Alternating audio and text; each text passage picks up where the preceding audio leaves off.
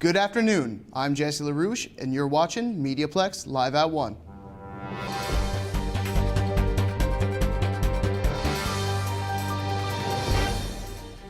Constable Sarah Warstein from Crime Stoppers gives us our weekly Crime Stoppers update. The Windsor Police Service has launched an arson investigation following a suspicious fire at a business located in the 2400 block of Tecumseh Road West on Wednesday, October 25th, shortly after 3 a.m. Through investigation, the Windsor Police Arson Unit determined the blaze was suspicious in nature. Anyone with information on this crime is asked to call the Windsor Police Arson Unit, or you can submit an anonymous tip with Crime Stoppers by calling 519-258-8477 or online at catchcrooks.com. You could earn a cash reward of up to $2,000 if your information leads to an arrest. I'm Police Coordinator Sarah Warstein. There are changes coming to Open Streets Windsor, and here's Hoyeli Goebel at City Hall with more. Last night, Council approved their response to the Open Streets petition. This approval means administration will look to move the existing Open Streets event to an east side route in 2024. This new route will include the Old Riverside, Pilette Village, Ford City, and further. The City of Windsor recognizes the importance of special events and festivals, and Open Streets is an event that enhances the quality of life, tourism, culture, and recreation in Windsor.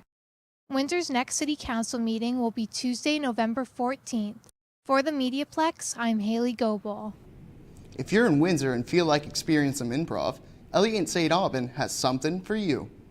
Windsor Improv Theater, or WIT, is a local improv group, and they will be putting on improv shows till the end of this year and into next year. Alex Monk, one of the co-owners, hosts, and performers in WIT, says it's a lot like a game show. Yeah, so I perform and I host and I run an improv comedy show, so it's a lot like Whose Line Is It Anyway? There's lots of different forms of improv, and we kind of explore a bunch of them.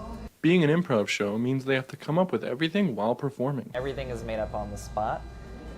From suggestions of a location to start in, and then we just make a whole story around being in that place. Random characters, random every time. In their shows, they do something they call performance games. They have a certain set of rules, so maybe in this one, the audience can clap their hands, and then you have to do a little dance and sing every time that happens. They have been getting a small but consistent audience for each of their shows. Now they are looking to expand to pull in a bigger crowd. We're looking to try and expand and get a little bit bigger, so we're now talking with Cortisone Theater, possibly putting on some shows there, which that theater would sit 150. The thing with Shadowbox is it only seats 50, so right. We can't really push more in there, or they'll just be uncomfortable. So yeah, we're looking to expand though. You can find out more about WIT by going to their Facebook page to find information on tickets and their upcoming shows. For the MediaPlex, I'm Elliott St. Aubin. Our very own Saloni Chauhan talked with Windsor Essex's Marketing and Communications Coordinator, Gregory Morgan. Today we have a Gregory Morgan, a Marketing and Communication Coordinator of Windsor Essex Chamber of Commerce. Tell me about your organization. Now, the Windsor Essex Regional Chamber of Commerce is the voice of business in Windsor Essex. Essentially, we advocate on behalf of the businesses, and we basically try to create a network where businesses can interact with each other to help grow and promote economic prosperity within the Windsor Essex region. So, how do you encourage people to shop locally? There are a lot of different ways that we help to encourage people to shop locally. Among them is a lot of promotion. Now, this is coming from a marketing and communication perspective.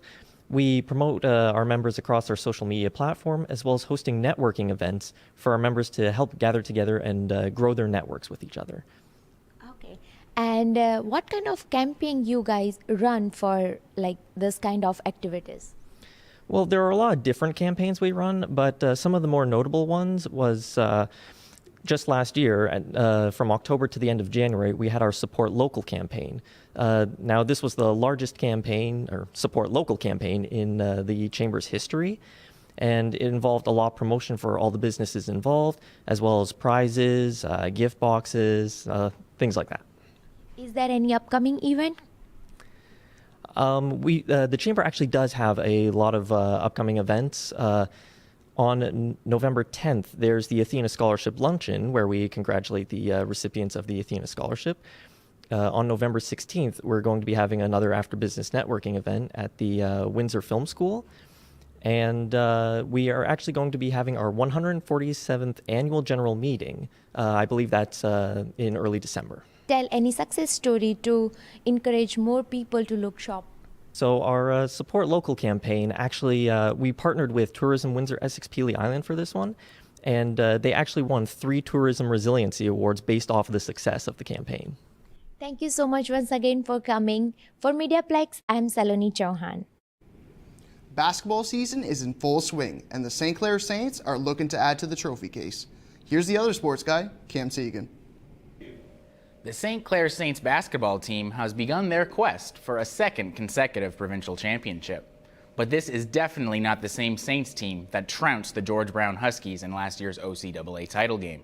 6 players have moved on, including star guard Shaq Price, who now plays at Cape Breton University. The result?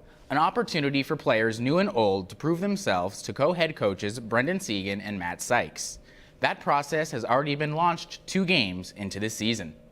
After an up-and-down preseason that saw the Saints go 3-2, they bounced back, kind of like the career resurgence of Derrick Rose a few years ago. Winning against the Redeemer Royals and Conestoga Condors in blowouts, the Saints put the league on notice, and they did it with a balanced attack. 11 players logged more than 13 minutes against the Royals, with no player scoring more than 22 points, but 9 chipping in with at least 8 points. It's a new season for the St. Clair Saints, but at the end of the season, they hope their 4th place finish at Nationals last year pales in comparison to their accomplishments this year. From MediaPlex Insider, I'm Cam Segan. Dale Kapukian at St. Clair staff and students how they'll be celebrating tonight for Halloween. Halloween, I'm actually working, but if I have some free time, I might get together with some friends after. So I will be attending a costume party for Halloween, and I might be dressing up. I'm not too sure yet. I have children, so as a mother, I am going to take my kids trick-or-treating. I am going to be staying in and watching movies all night. This year, I'm going to go over to my parents' house, and I'm going to hand out candy for trick-or-treaters this year. I'm taking my 3-year-old nephews out trick-or-treating with my sister. There's a lot of talented artists in Windsor, and this week Joelle Broussard had the chance to sit down with one in particular. There was an exciting live display of art here recently at Fog Lounge. Local artist Milos Main, also known as Dissociation Dude, is celebrating the closing and opening of his art on display at Fog Lounge, cleverly titled A Clopening Show. Fog Lounge is a local live music venue located on 157 University Avenue. It felt very good. It was very overwhelming, but like in a good way. It was really exciting because we hit capacity in the bar, and like I wasn't expecting that level of like people, I guess. I just wasn't expecting that many people to come and like be there. So it was really nice, and it was really like just overwhelming with support and love, I feel like. Doors to the event opened at 9 p.m. with local bands Birds Witness, Strange Creatures, and Dee Dee performing at 10 p.m. I think my most favorite and memorable part of it was just like the sense of community that was there, because how many people showed up, and like the general like consensus of just like good vibes. There was art for sale such as paintings, sketches, prints, and stickers.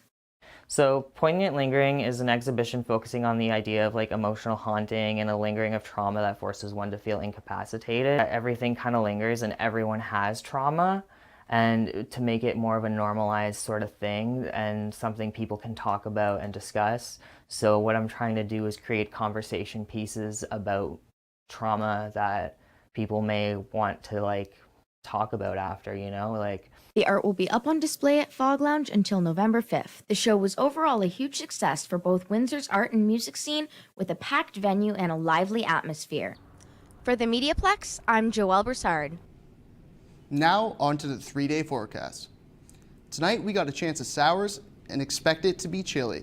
Tomorrow to Friday, it looks like the sun will be making its It looks like the sun will be making an appearance, but not for long, as the cloud and rains are coming back for the weekend. Thanks for watching. Tune again tonight at 5 p.m. for the MediaPlex Insider. I'm Jesse LaRouche, and you have been watching MediaPlex Live at 1.